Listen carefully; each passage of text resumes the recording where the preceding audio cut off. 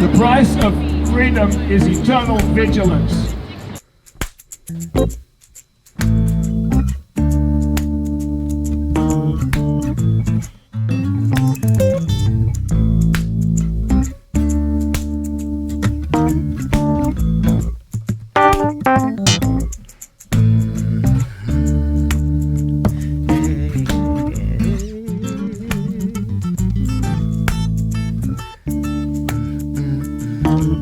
We cannot allow despotic politicians to destroy people. We have to stand up for the people. We are the 99%, and we need to remind them they serve us. They are not there to throw us summarily, throw us in prison, which is actually a crime. Every person in Sydney should be saying, we won't stand for this, and we've all more or less made the commitment we're going to be here until he's repatriated to Australia with reparations. It's the most outrageous injustice that you can imagine perpetrated on an Australian citizen, and we want to get some semblance of justice.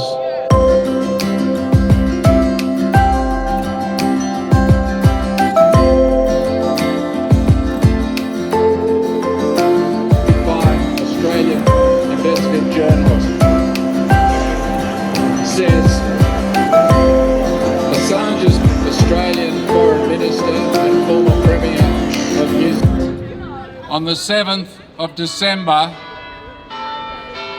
2010, approaching 11 years ago, 10 and a half years ago, Julian Assange was placed under house arrest.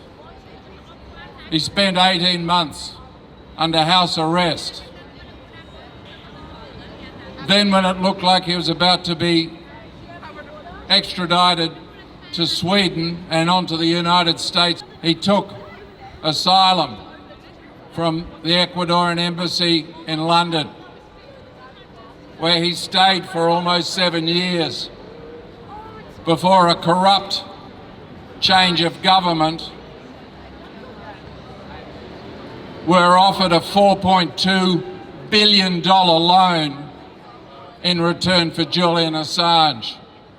Julian Assange was then illegally stripped of his Ecuadorian citizenship and his asylum in the Ecuadorian embassy and placed in Belmarsh prison, where he served a 50-week sentence for skipping bail. We're now on day 784. This outrageous injustice must end, and it must end now. And notable people all around the world are standing up and coming forward, and I urge you all to join us. It's the end of the rule of law in the West. I'll repeat that one. It's a very short one, and it kind of sums it up. Reading quotes at the moment by Julian Assange. I keep saying each week, I think, or when I'm on doing this, that I have a quote by Julian on my t-shirt, which I do. So I've got a short one here. It says, every war in the past 50 years is a result of media lies, and I think that's an interesting quote, because it's true, and the media does lie all the time. We know that. I think one of the biggest lies was in 2003 when they decided they would insist that Iraq had wars of mass destruction, which of course it did not. The media lies about other things too. It's constantly defamed Julian Assange, and he is someone who has not been in a position to defend himself, because over the last few years he's been desperately trying to save his own life. Through all the court hearings and that, his life has been at risk. The media has decided to defame him, and they've been doing it for a few years now, and that's got to stop. You can't defame people when they're going through the fight of their life. It's disgusting, and that's what they've done to him. He's not been in a position to defend those baseless allegations of which are basically defamation from my mind, and it's been disgraceful, and that's media lies big time. Julian Assange said one of the best attributes of humans is that they're adaptable, and one of the worst attributes of humans is that they're adaptable. They adapt and start to tolerate abuses. They adapt to being involved themselves in abuse. They adapt to adversity and they continue on.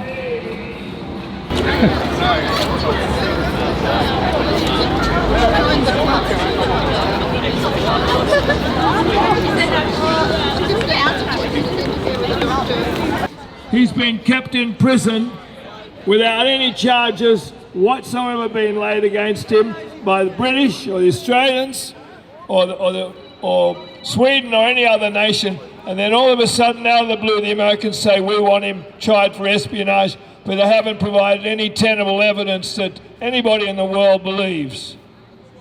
They want him in jail in America because he's exposed crimes of the highest office of politics in the Western world. And also, they can't hide it anymore. Everybody knows. So I don't know why they're pretending that it's legal process. We all know it's not legal process. He's in there for political reasons. So I think they're not going to get away with it. We're not going to let them get away with it. Everybody knows now. A quote from Julian Assange. Now, is it the case that Facebook is actually run by the US intelligence? No, it's not like that. It's simply that US intelligence is able to bring to bear legal and political pressure on them. And it's costly for them to hand out records one by one. So they have automated the process. Everyone should understand that when they add their friends to Facebook, they are doing free work for the United States intelligence agencies, building this database for them. We're very privileged to have with us a very distinguished artist and an art academic who's taught at some of our Sydney's leading education institutions. And her name is Caroline Turner, and she's going to say a few words to you all. Okay, I'm going to read out some things that were written by Julian Assange, who is a journalist. Power is a thing of perception. They don't need to be able to kill you, they just need you to think that they are able to kill you. And Julian also says you can either be informed and your own ruler, or you can be ignorant and have someone else who is not ignorant rule over you. Another quote says, if journalism is good, it is controversial by its nature. Julian Assange also said, don't shoot the messenger for revealing uncomfortable truths. The only way, says Julian, and I quote, the only way to keep a secret is never to have one. Julian Assange said, there is nothing new in this world other than the history that you don't know yet. This is the 80th Julian Assange Town Hall gathering. We gather here because Julian Assange is an honest and completely innocent journalist who has every right to be free. But Julian is far from free. He has been persecuted for over 10 years and is currently held in torturous solitary confinement for merely exposing the crimes of the powerful. Julian believed we should all be more truthfully informed. In 2006, he founded WikiLeaks to bring about a more informed public. It makes sense that if we are able to clearly know what our governments are doing, we ought to be able to keep them acting in the public interest. Through WikiLeaks, Julian has informed us about the wrongdoing of governments around the world. the response from governments and media has been to smear Julian with horrific lies about his character and to cruelly facilitate his imprisonment and torture with trumped-up pretenses to prevent him from continuing his work of informing the public truthfully. This response from governments and media demonstrates a level of corruption that few of us had previously dared to imagine. Many of us arrive at conclusions based on what we want to believe. The tendency to believe our governments are mostly good and that when they do wrong, it is down to one or two corrupted or pitiful politicians who will eventually resign, be sacked, or be voted out of office. The treatment of Julian Assange for exposing serious crimes against humanity and for exposing high-level corruption makes it clear to anyone who is prepared to look objectively at the facts that our system is not working in the way that we would want it to work. The answer is not to take the immediately easier path of turning a blind eye. We need to follow the example of Julian Assange. We can all see governments and mainstream media lying and drumming up fear with little regard to facts. We can see others drawing conclusions based on fear and a perceived consensus of opinion and a complete disregard for available hard evidence. In cases when we don't have hard evidence, we need to be asking questions, requiring answers that are supported by hard evidence. We need to base our decisions on verified evidence in the same way Julian and WikiLeaks have. WikiLeaks has never had to retract anything it has published. We need to stand in solidarity with Julian and base our actions on available, verified evidence. To do otherwise is extremely misguided and a very dangerous path indeed. Since the time Julian Assange was silenced, we have seen the increasing denial of free speech. We have seen Western governments become at ease prosecuting journalists. This clampdown on free speech affects everyone. In a free society, we need there to be open discussion, whether it is between scientists, historians, doctors, journalists, or anyone else. Without free speech, how will we ever be able to know the truth? There may well be consequences for speaking freely, but the ultimate consequence of not speaking freely will be immeasurably dystopian. By standing up for Julian Assange with verbal support for him and his journalistic principles, we demonstrate unity with an overarching principle that is relevant to all of us. Pulling in different directions will get us nowhere. With unity for Julian Assange, we show we have the power to hold our governments to account.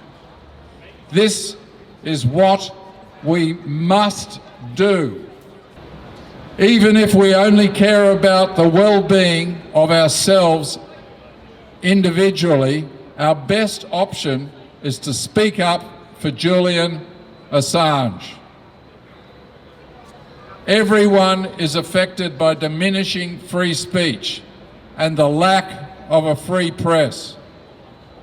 The name of Julian Assange represents the unity of people in a shared need to know the truth.